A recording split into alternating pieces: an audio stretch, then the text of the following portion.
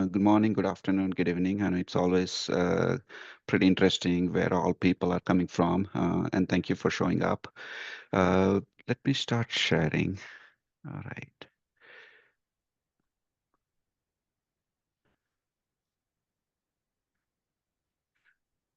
All right, just weigh me if you can see. You can hear me okay? Yeah, looks good. Good. All right. Awesome. Let me go back to full screen. All right, so welcome. My name is Sachin. Thank you for the warm introduction, John. Appreciate. I've been into this industry for almost about 22 plus years, and it absolutely feels mesmerizing when what and how we started. Back in the days, we never used to call OT, which is a buzzword just coined from Forrester about a couple of years ago. But before, when we entered into this particular mindset of protecting critical infrastructure, it was always about SCADA systems or so and so forth about industrial control systems. And I still associate myself when I call myself, the SCADA. And that's the reason why I emphasize on the word SCADA is because the people who really know the definition and also has an understanding, boots on the ground, the realistic understanding what the supervisory nature means, what that control means, what that data and historian means, and what is that acquisition means. And once you understand the SCADA portion of it, half of the battle is already won. But it's not as easy as we all say.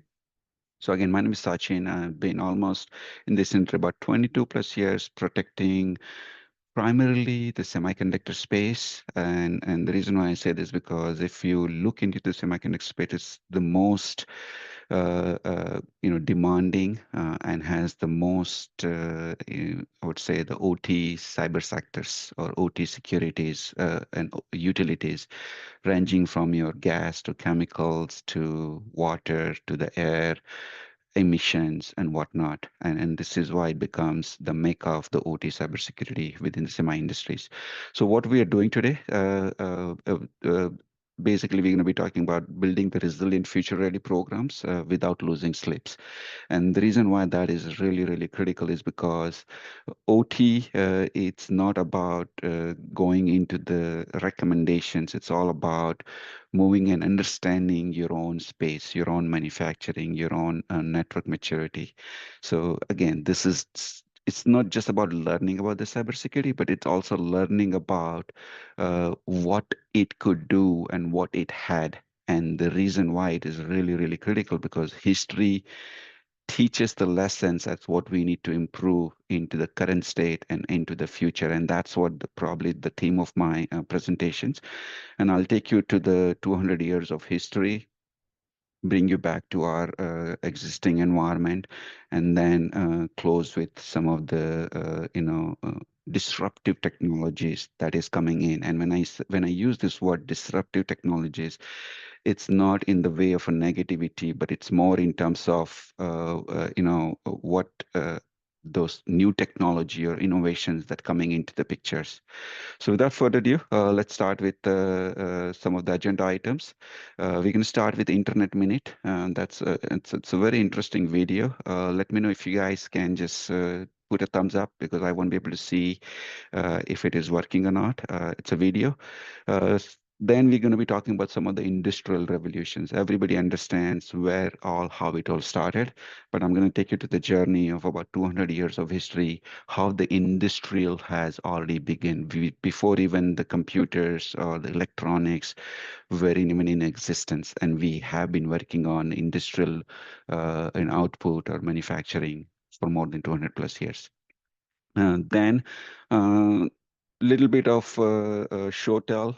Everybody knows about the critical infrastructure, Industry 5.0, starting with Industry 1.0. And this is why those two history slides going to be really critical to move on to the next phase of the discussions.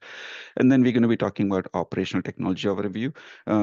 Between industrial revolutions and Industry 5.0 and operational technology, I might probably skip some of those discussion points as I don't want to bore you with the same series of same information that we find in many of our conferences or white papers and similar informations. but when rubber meets the road is what we are trying to achieve, the realistic data, realistic information, realistic learnings as to how we're going to tame this untamable, which is sort of a verb, and there are sort of some of the sassy, information that I put it, which should be able to give you the functional understanding as to why we are talking about traditional, putting into understanding of the critical infrastructure for, safety or the reliability and the availability.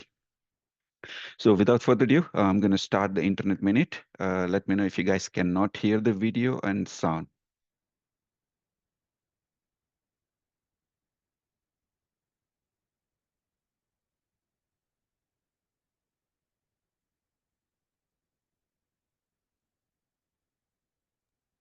Sachin, I don't think we have sound.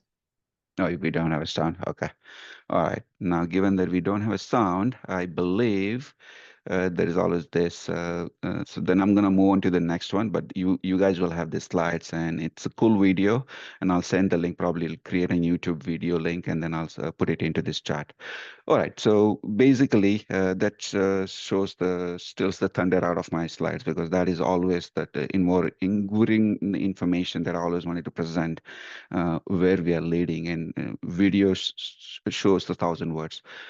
But anyway, so I promise you, like, I'll take you back to about 200 years of history and where the innovation came and why history matters. So if you look at in the history in 1750, Ben Franklin basically first created the electricity, and part of it is why it is critical.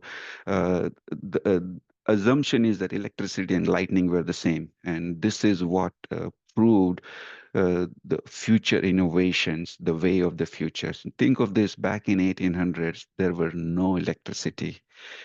People were using lanterns and whatnot. And this is why fast forward in about 1800, the first electric battery was introduced. And why all this innovations has resilience portion to the previous innovation is that one innovation leads the change to the next innovations. In 1821, Faraday invented the first electric motor. Now think about this electric motor. It was invented back in 1829. We cannot begin to think without the motors, without the pipes, and without the utilities in the current manufacturing environment. Without this innovation, we would have been lost. First electric relay was invented.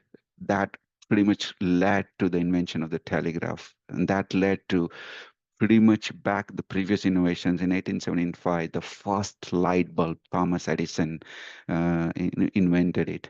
Now, because all these innovations doesn't mean it was pervasive that everybody could afford it, and hence each innovations and the usage of the industry and the market is reliance on the consumerizations. And I know I'm a little bit talking on the business standpoint, but that's what it is very critical.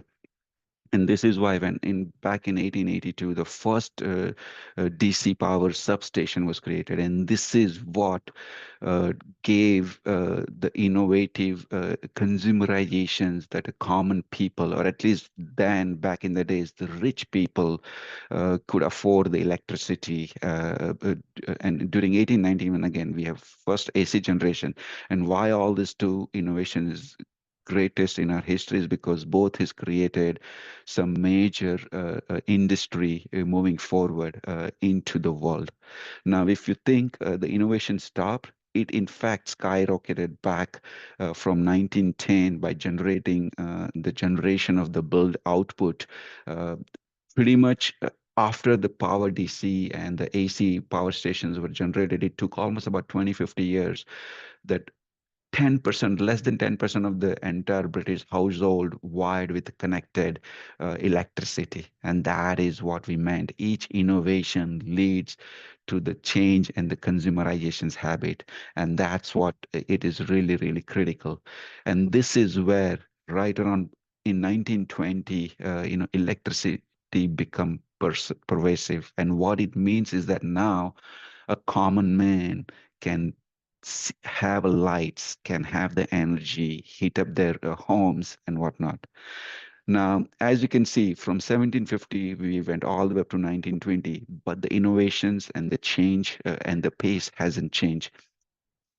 What we did, in fact, if we were still be into the internet movie, we will still be in the opening credits. Now, what this means is that the movie hasn't even started, or we are in the opening credits where the innovation has took the fast pace. The rate of the change will approach light speed, and it did.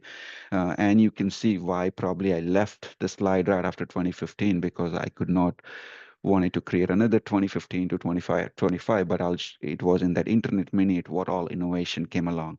But if you look at here, now that we talk about the mechanical side of the history back in 1700 to 1900, now moving into 19th century, first commercial computer was created in 1950. Fast forward, the integrated circuit by Robert Noyce and Kelby invented. Who have thought that internet was a forerunner back in 1969 with an invention? And then IBM created the first microprocessor. Now, why all this innovation is critical? Because everything leads back into the way what we operate in any of the gadgets, and the device doesn't run without microelectronics. In 1983, pretty much right around this time frame. In fact, I was born, so we understand the innovations, the technology at hand that we have been given the opportunity to use those technology. Having the first commercial PC and the compatible laptops were created. Fast forward, damn, 1991, the World Wide Web was first published. Think of this, the innovations that lead from 1991 to back in 2025, in what era we are in it. ChatGPT, Grok, all the AI, artificial intelligence. I absolutely wanted to not bring up that discussion about the artificial intelligence, but we'll touch base a little bit on the later part of the slide and why I wanted to bring you back to the operational technology and industrial control systems. Google registered their website and the search was invented. Who would have thought a company can survive on a single bar and is a multi-trillion dollar, proving the economics of many of the countries providing the search results.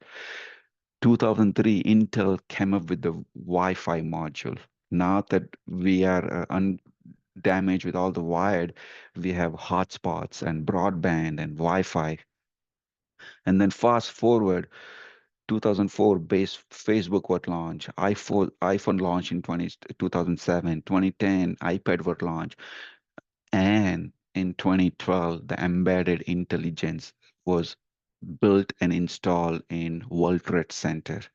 And as you can see, I literally stopped the slide right after 2012 because the series of innovation that changed over the last 10 or 15 years has monumental. From Google to Facebook to TikTok to Spotify, each and every industry has gone beyond and above and beyond into the innovation space. And we are into the space of all the connected technologies, connected everything, connected intelligence. So given why I went into those 200 years of history is without this understanding of how all it came about, it's very difficult to learn and protect what we're trying to do with all our critical infrastructure. As you can see, many of those innovations that led to critical infrastructure and many of those endpoints, what we call it, or edge device, are literally running and humming all our factories across the world, specifically what nowadays what we call is operational technology. Individual verticals may have a different output. Electric company producing, due to from the power stations or a water dam coming up, providing the water source to the millions of people and whatnot. Now to the next slide. Just check on time. Okay, we have 15 minutes. Uh, uh, so this is where we talk about the industrial control systems overview. Now that we looked at the history, now why does it matter? Now, as you can see, pretty much all the industrial control systems, at the end of the day, the goal of the industrial control systems is to provide the industrial productions. Our goal as a cybersecurity is to protect those protection systems, is to provide the control, monitoring, and collect mechanism. And this is the portion where we talked about the SCADA portion of it. Why all this is important? Any vertical that you can think of, pretty much at the end of the day, the systems that they use in operational technology and industrial control systems are highly mission critical and highly available. Meaning the whole notion of the cybersecurity framework changes based on this cybersecurity framework because these are mission critical, and mission critical turns into the highly available output. Obviously, many of those verticals, as you can see, provides or produces a proprietary technology, intellectual property. So if you hypothetically go to a Coca-Cola factory, they have their proprietary, recipe how the Coca-Cola is produced. If you go to any of the manufacturing electricity or local electricity, they have their proprietary nature of information as to how they turn power generations and do the data analytics. Ultimately, it's a real time critical mission critical support. It goes beyond just factories because generally people don't realize that even in our day-to-day in day life, the facilities or the general purpose building that you even sit in, which has nothing to do with manufacturing, also has industrial control systems, because as soon as you enter into the building, you require a light, you require uh, HVAC systems, you require emission controls, you require similar portion of the building automation control systems, data center, everything that we see today in our forefront, the innovations that are coming, even from semiconductor to the customized chipsets to the GPUs and even into the data center. It all comes back to the data center technology as to how we process the data in our current day and age, what we call as a cloud technology. And we talk about many of the labs, depending on the Medicare industry, medical industry or hospital industry, or many of the research and development laboratories. Ultimately, what it does, it has air, water, ultra pure water, uh, oil-free air, HVAC systems, boiler chillers. And as you can see, these are the very systems that have been invented over the last 200 years of innovations that came out and what is built into within our factory. Foremost and foremost critical that we as a cybersecurity personnel always have a blind side in terms of how these physical systems operate. And it is extremely critical. You must understand the reality and the boots on the ground, what it means, what that utility does to your own environment, your manufacturing plant. And each and every utility has a direct concentration into the safety. And this is where many times when we run our risk assessment, I'm going to throw in some cybersecurity language. We should always and must account for the risk factors. There's nothing to do with cyber, but to start with human life safety. Because at the end of the day, this is the paramount for any of the factories, any of the protections. Yes, I may have my systems may compromise, but on some of the side, but if it leads to human life issue, that is your top risk factors. Then also we talk about the environmental impact. Why we talk about the environmental, and this is why I put this in a priority from human life to environment. In fact, what I would do, I'd probably put legal compliance be after environmental and bring revenue and loss to the bottom. And this is why it changes the dynamics when you talk about between IT to OT. Your risk assessment, your mindset has to bring back the realities of your factories, what you're trying to protect. And then you can enable many of your processes associated with it. And as you can see, as I was highlighting, revenue loss is extremely critical. Don't get me wrong. Everybody in this industry are trying to either sell something or produce something and sell into the market. So revenue loss is always associated, but in the scheme of protecting your industrial control systems, your OT ecosystems, it always comes with a mindset or hindsight of human life safety and environmental impact. Why environmental impact?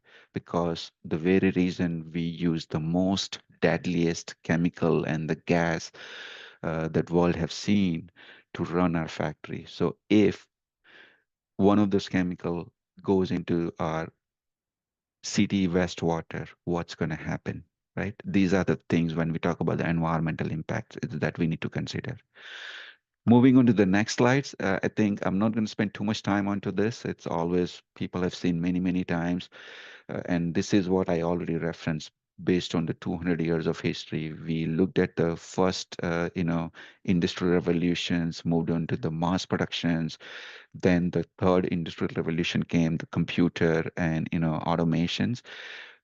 Generally, we are in the fourth cyber physical systems where all the connected systems is coming, and we are the forefront, or I would say, moving into the between fourth and fifth. And this is not something you go ahead in 5 years. It takes decades to move from one industrial revolution to the fifth. And the fifth is where we all talked about upcoming new technologies in innovations, bringing back connected factories, connected intelligence, artificial intelligence. All right, moving on to the next slide. Now, I think we're going to be talking some realistic data. Uh, we looked at what the history taught us, or how the invention came along. We also looked at what are the industrial control systems and why the importance, going back to the basics, and understanding your ecosystems, what the device does, what utility that it operates, and how to protect this utility. So some of the key operational technology security challenges, and this is why one must really understand when when looked into this, ecosystems, uh, try and grasp the security challenges that is given within a factory. I can guarantee you, even within your own infrastructure, you will have different sets of network maturity, and one sets of maturity defines the sets of solutions. And why I talk very heavily on the network, because operational technology heavily relies on network connectivity. And this is why it goes back to understanding what it means, uh, because availability is the king. So many of your devices that we use in operational technology requires a higher throughput in terms of availability. And because of the availability, some of the cybersecurity portion of the configurations you have to let go. Meaning when I'm not saying you as a particularly, but the device that we use inherently lacks those cybersecurity controls. So if I have to produce an availability, I cannot do an encryptions right on the same wire on the same networks. And the reason why I say this is because we are not talking about IT infrastructure, completely automation and control environment. So one must understand your, network maturity before you even come to a conclusion what you need to solve the problem statement. Many of the systems, as we see, are the legacy systems, lacks visibility. Why we say this over and over and over in OT? One key line statement that I can tell you: when you build a factory, the companies build those infrastructure in terms of spending millions of dollars or pounds or rupees, whichever country that you are in, over the last decades building that infrastructure. There are very few companies who are building the greenfield facilities, but even building the greenfield facility doesn't mean you can utilize the latest and greatest technology, because at the end of the day, you have to go back to your products and see what are the standards that you have created or operating procedures, and your trainers who are trained in managing the OT systems. Hence, many of those factories were built uh, almost 20, 25 years ago. In fact, many of the factories that I have supported and currently supporting is even built before even I was born. We always talk about the latest and greatest of IT OT convergence. Again, it is one individual solutions to a conflict, depending on the maturity of the network, depending on the maturity of the company's upper management, how this convergence is coming along, which always also think about introduces a new challenges and new vulnerability into the space. There are long hardware lifespans we talked about. This is not something my laptop that you can refresh every 4 years. To remove the entire water system's program logic control or the edge device, you have to requalify, you have to understand the permit requirement, you have to understand the throughput, and hence there are some long lead items into the hardware that we installed and it gets stuck. But it gets stuck for a good reasons. And this is what we as a cybersecurity professional must understand rather than questioning, oh, you are running Windows XP or you're running Windows NT or you're running real-time operating systems that is no longer available into the market. But there are reasons to those why the factory is requiring to those information. Moving along, I'm going to skip that references of the frameworks. I think pretty much you are all have heard of NIST 882, ISA 62443, MITRE ATT&CK, but these are some of the reference and framework. Absolutely can give you the starting nutshell information as to how to go about looking into it. And this is where rubber meets the road. In the current challenges, I always talked about the things that I would worry about is not the artificial intelligence, but the actual intelligence. And that's where we as a cybersecurity professional or OT professional, understanding of IT security controls and cyber comes back to understanding of what are the things that we really need to pay attention. Obviously, ensure we have a continuous monitoring. Again, these are the similar themes that you will hear about it, that how to do it. But the whole notion here is what I want to put emphasis on, understand the actual intelligence, how to do protect the systems on the ground, not on the cloud. IT meets OT, and there are a lot of understanding that you need to understand how to integrate this with your IT ecosystems, how to do your, update your patching environment. How many times you have heard, oh, I cannot patch you, giving me the asset visibility, you throw me all those thousand vulnerabilities, but at the end of the day, the realistic that I cannot bring down my factory, then what are the other innovative solutions that we have to look forward? And that's going to be on my next on to the right that I'm going to be talking about. We have about 3 more minutes left, so I'm going to be coming up. Now, what are the disruptive OT advancement? And remember, in the first slide, I talked about disruptive technology. So everything that you hear, depending on the maturity of your network, your factory, your management, you may be revolving around what we call it in a cybersecurity world, detection mode. Oh, I need to detect. I need to understand my asset inventory. I need to know what do I have so I can respond. And that's a key statement. Absolutely important. Without not having an inventory, not understanding what all am I running, there's no way I can protect. But now that I have all the understanding of thousands of PLCs and PDU devices and water treatment plant and chemical systems and whatnot, now that I understood, oh, now I have a visibility. I can detect all this with all the fancy technologies that came out since 2015 over the last 10 years, and many of the OEMs that you have already talked about or you already know, but what is a realistic data set that I'm bringing down to the table? Can I patch my systems? Oh, the problem remains the same. I have the detections, I have the assets, but now the business is not ready to bring down. And now I have to come up with some protection modules. And this is why I think where the innovation is going, that we as a consumer also demanding the security in the forefront. So we are looking into, okay, is the security is built in into the products? And when I say products, we are not talking about the end products of those factories. We are looking at the OT product line, the OEMs that we buy the product to build our factories. Many of I generally always avoid naming any of the vendors and the solutions, and hence you never see any of those information here. But we all know what we talk about, the PLC vendors, the OEMs that requires to build.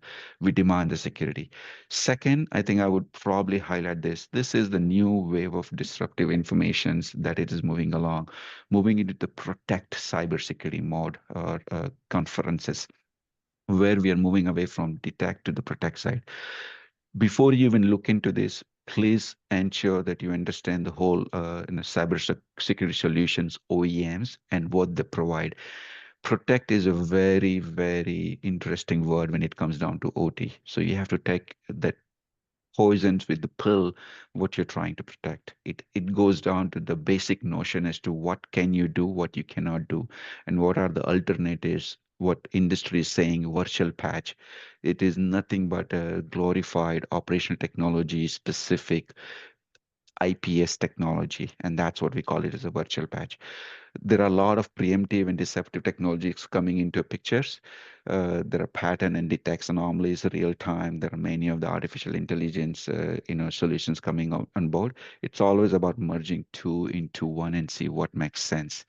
At the end of the Sachin, day, we just have to wrap the session up. ratio. We're already over time. Apologies. All right. Thank you. The last line, the realistic attack surface reductions, and always, I appreciate the panel. I mean, the John and the rest of the group. It's always try to fit in all this information into 3 or 4 slides is always difficult. But thank you so much, John. Floor is yours. Thank you, Sachin. Sorry to push you to the. I'm sure you had a lot more to say. And squeezing 200 years into 30 minutes was not easy. I'm Thank you. going to very quickly end the session. Most likely, everybody has the event lobby open in their browser. So this session will end. You'll go back to the lobby and head into the first panel session, and we will see you all over there.